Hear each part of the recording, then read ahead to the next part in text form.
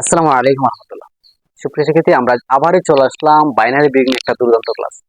তো আজকে ক্লাসে তোমরা বাইনারি বিয়োগের সূত্রগুলা একেবারে ইজিলি সহজে তোমরা করতে পারবে। অনেকে বলেন এটা মুখস্থ করার জন্য, বাট আমি বলবো এটা মুখস্থ করার মতো কিছুই নেই। এখানে শুধু তোমাদেরকে বোঝার একটা ব্যাপারটা আছে, তোমরা জাস্ট একটু বুঝো তাহলে কিন্তু হবে।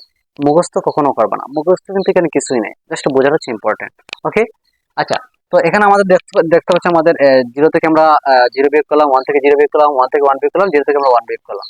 তো আমাদের যদি এরকম বিয়োগ করে আমাদের সেই বিয়োগ ফলটা আমরা এখানে লিখবো এবং যত হাতে থাকে আমরা হাতে এদিকে লিখবো। কিভাবে লিখবো দেখো। তো প্রথমে আমাদের কি আছে, জিরো থেকে আমরা জিরো বিয়োগ করবো। তো জিরো থেকে যদি আমরা জিরো বিয়োগ করি, আমরা যদি জিরো থেকে জিরো বিয়োগ করি আমাদের জিরোই হবে। বেসিক্যালি আমরা জিরো হচ্ছে, আমরা এখানে জিরো বসে দেবো। এখানে আবার হাতে কিছু, এখানে তো হাতে আমাদের কিছু থাকবে না, তো হাতে এখানে জিরো হবে। ঠিক আছে, ওকে। হাতে আমাদের কিছু নাই। তো এক থেকে জিরো বিয়োগ, এক থেকে যদি আমরা জিরো বিয়োগ করি, নর্মালি যে বিয়োগটা এক থেকে জিরো বিয়োগ করলে কিন্তু একই হয়। ঠিক আছে, তো আমরা এখানে এসে লিখলাম। হাতে কিছু আছে না, হাতে কিন্তু জিরো। ঠিক আছে, হাতে কিছুই নেই। এক থেকে এক, এক থেকে আমরা কত বিয়োগ করবো, এক বিয়োগ করবো। এখানে কিন্তু আমাদের জিরো হবে, কারণ উপরের সংখ্যা এবং নিচের সংখ্যা কিন্তু সমান। উপরের সংখ্যা এবং নিচের সংখ্যা যদি সমান হয় তাহলে আমরা বিয়োগ করলে জিরো হবে। ঠিক আছে, যেমন ভাবে আমরা যদি এখানে বলি পাঁচ আর নিচে লিখলাম আমরা পাঁচ, পাঁচ থেকে পাঁচ বিয়োগ করলে আমাদের কত হবে, জিরো হবে। তো পাঁচ থেকে পাঁচ বিয়োগ করলে যদি জিরো হয় তাহলে এক থেকে এক বিয়োগ করলে আমাদের কত হবে, সেম জিরো হবে।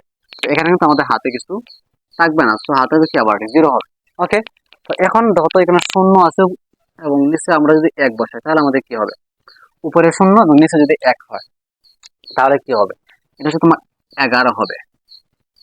কিভাবে হলো, প্রশ্ন তো স্যার কিভাবে হলো। আচ্ছা দেখো, তো আমরা জানি বেসিক্যালি শূন্য থেকে এক কিন্তু বিয়োগ যাওয়ার কথা না। যদি আমরা দশমিক সংখ্যা পদ্ধতিতে আমরা বিয়োগ করি, যদি এই পদ্ধতিটা ভুল, আমরা টিচার দশমিক পদ্ধতিতে যখন আমাদের বিয়োগ করেন তখন আমাদের সামনে থেকে এক এক বলেন যে নিয়ে আসে এখানে আমাদের 10 হয়।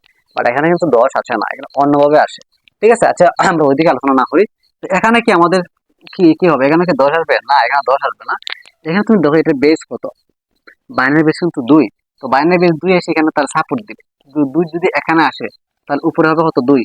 শূন্যের সাথে তুমি 2 যোগ করবে, কত হবে, 2 হবে। তো 2 থেকে তুমি 1 বিয়োগ করো, 2 থেকে তুমি যদি 1 বিয়োগ করো তাহলে কত কত থাকবে, 1।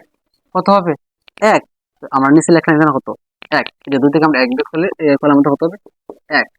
ঠিক আছে, আমরা লিখলাম এখানে 1। আর যদি বেজে এসে তার একবার সাপোর্ট দিছে, বেজে এসে তার সাপোর্ট দিছে না, যেহেতু বেজে এসে তার একবার সাপোর্ট দিচ্ছে, এই কারণে আমাদের হাতে থাকবে 1। ঠিক আছে, এই হাতের একটা আমরা কিন্তু এখানে সামনে বসেছি। আশা করি বুঝতে পারছি। আবার দেখো, আমরা শূন্য থেকে এক বিয়োগ করতে পারি না, বেজে এসে তার সাপোর্ট দিল, বেজে তারা সাপোর্ট দিয়ে তাহলে উপরে হবে 2, নিচে হবে 1। 2 থেকে আমরা 1 বিয়োগ করলাম, হলো কত, 1। আমরা এখানে 1 বসাইলাম। আর বেজ তারা কতবার সাপোর্ট দিচ্ছে, একবার। যদি একবার সাপোর্ট দিচ্ছে এখন হাতে হচ্ছে 1।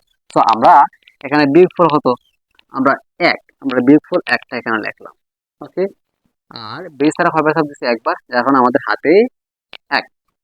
ঠিক আছে, এই হচ্ছে তোমাদের বাইনারি বিহেভিয়ার যে সূত্রগুলা। এগুলো আসলে মুখস্থ করার কিছুই নেই, জাস্ট বোঝা হচ্ছে ইম্পর্টেন্ট। অনেক টিচাররা বলেন এগুলো মুখস্থ করবে, আমি বলবো এগুলো একেবারে মুখস্থ করার কিছুই নেই, জাস্ট একটু বুঝো। বেসিক্যালি যে নিয়মটা এটাই, শুধু আমাদের এটা হচ্ছে একটা ব্যতিক্রম নিয়ম। যদি তোমাদের শূন্য থাকে এবং আমাদের যদি শূন্য যদি উপরে থাকে এবং নিচে যদি এক থাকে, তাহলে তুমি কি করবা, এখানে বাইনারি যে তোমার বেসটা আছে দুটো এসে তারা সাপোর্ট দিবে। তো 2 থেকে আমরা 1 বিয়োগ করবো, হবে কত, 1। আর বেস যেহেতু তারা একবার সাপোর্ট দিচ্ছে, এই কারণে আমাদের হাতে থাকবে 1। ঠিক আছে, তো এই ছিল আমাদের আজকের আলোচনা। যদি তোমাদের কাছে ক্লাসটা ভালো লেগে থাকে অবশ্যই তোমাদের এই বন্ধুদের মধ্যে ছড়িয়ে দেবে, এবং ইউটিউব থেকে দেখে থাকলে অবশ্যই ইউটিউব চ্যানেলটাকে সাবস্ক্রাইব করে রাখবে। আর যদি ফেসবুক থেকে দেখে থাকো তাহলে অবশ্যই পেজটাকে ফলো করতে থাকবে। দেখা হচ্ছে নতুন কোনো ভিডিওতে। এ পর্যন্ত সবাই ভালো থাকো, সুস্থ থাকো। ধন্যবাদ সবাইকে। আসসালামু আলাইকুম।